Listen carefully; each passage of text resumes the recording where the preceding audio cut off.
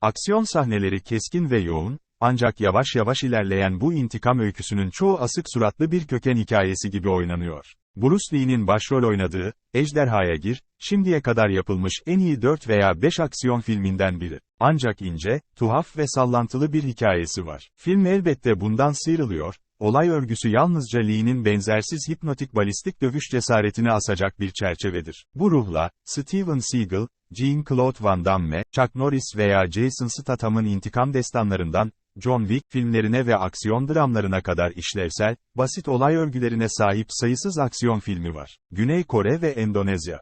Dolayısıyla, çarpıcı dövüş sahnelerinin yer aldığı ve yıldızı Dev Patel'in yönettiği ve birlikte yazdığı bir film olan, Monkey Man'i izlediğinizde, filmin de diğerleri gibi, her türlü sınırlamayı aşabileceğini düşünürsünüz. Dram olarak olabilir. Yine de, Monkey Man, değişken, ayak takımını harekete geçiren bir aksiyon filmi olarak nitelendirilse de, çok farklı bir demleme türü. Mumbai'ye çok benzeyen kurgusal bir Hint şehri olan Yatağana'nın bakımsız göbeğinde geçiyor ve bakımsız dediğimde bakımsız demek istiyorum Peitel, yoksulluğun ve çaresizliğin gerçekte neye benzediğine dair ateşli bir bakışla onu sahneliyor. Film yukarıda saydığım filmlerin hemen hemen hepsinden etkilenmiş olsa da, John Wick, filmleri gibi şehirli gece kıyafetleri giymiş stilize bir kamikaze western ya da bir dövüş sanatları partisi değil. Peitel, bir film yapımcısı olarak ilk çıkışında duyularımızı harekete geçirmek istiyor ama aynı zamanda Hint mitolojisi ve şehrin pisliğiyle dolu bir hikaye anlatmak istiyor. Yeraltı dövüş kulübünde boksör olarak çalışan ve her gece plastik bir goril maskesi takıp dövülene kadar dövülmesi için para alan Kid olarak bilinen bir karakteri canlandıran Peitel,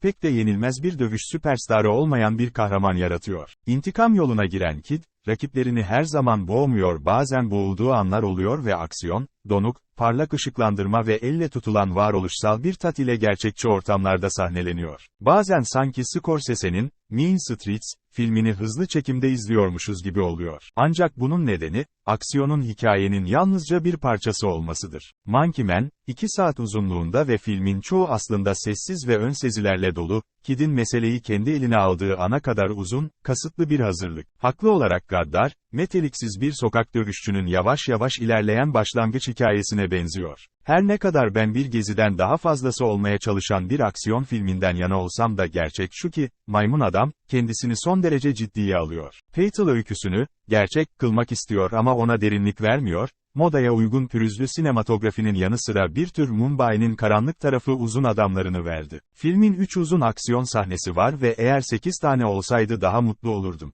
Yani daha az iddialı olsaydı ve, Wick filmleri gibi, kendi hamurunu giymeye daha istekli olsaydı daha mutlu olurdum. Monkey Man, başlangıçta Netflix tarafından destekleniyordu ve orada gösterilmesi gerekiyordu. Ancak Jordan Peele'in hakları satın alıp yapımcı olarak aramıza katılmasının ardından, bunun için bir sinema yayını tasarlandı. 5 Nisan'da vizyona girecek olan filmin, özellikle, RRR'yi bağımsız bir sansasyon haline getiren izleyicilerin ilgisini çekmesi durumunda bağ kurma şansı var. Yine de, Maymun Adam'ın ana akım izleyicilerin çoğu için fazlasıyla asık suratlı ve ağırbaşlı olabileceğinden şüpheleniyorum. Sürekli filme girip çıkıyordum. Ancak Peitel bir şeyi son derece iyi yapıyor, o da filmi, düşük tempolu yıldız performansı için bir temel olarak kullanmak. Kid olarak, kendisini kasıtlı olarak alışılmadık bir aksiyon kahramanı haline getiriyor. Sıska kaslı ve asık suratlı, neredeyse nevrotik bir şekilde kaynayan bir öfkeye sahip. Sonunda patladığında, geldiğini ancak yarı yarıya gördüğümüz bir öfkeyle oluyor. İntikam neyle ilgili?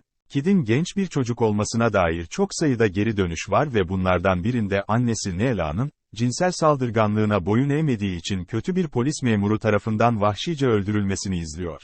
Polis Rana aynı zamanda Kid'in köyünü yok eden adamdır. So Kid, tıpkı John Wick gibi, daha büyük bir yolsuzlukla mücadeleyi de içeren kişisel bir intikam yolculuğundadır. Peitel tüm bunlara, destansı Hindu şiiri, Ramayan'dan ve Hanuman adlı tanrıdan türetilen başka bir sembolik katman daha ekliyor. Temel olarak Kid'in bulaşıkçı olarak işe girerek bir suç imparatorluğuna sızmasını ve yolsuzluk merdiveninde yukarıya doğru tırmanmasını konu alan bir film için her şey biraz kasvetli ve çok ağır. Maymun Adam'ın en iyi yanı Patel'in dövüş sahnelerini sahnelemesi ve oynaması. Bunlar alıştığımızdan çok daha rastgele ve spontane, keskin bir yoğunlukla, Kid'in rakibinin boğazına nazikçe bir bıçak sapladığı sahneyle doruğa ulaşıyor, bir an için ellerine erişimi reddedilen Kid daha sonra dişlerini kullanarak bıçağı daha da ileri itiyor. Bu, kalabalığı memnun eden sadist bir coşku anıdır. Yine de Patel'in bir yönetmen yıldız olarak tüm içgüdülerine rağmen, Monkey Man, büyük bir anormallik, Cehennem Savaşı ile Kenar Mahalle Masalı arasında gidip gelen ve o kadar da sorunsuz olmayan bir film.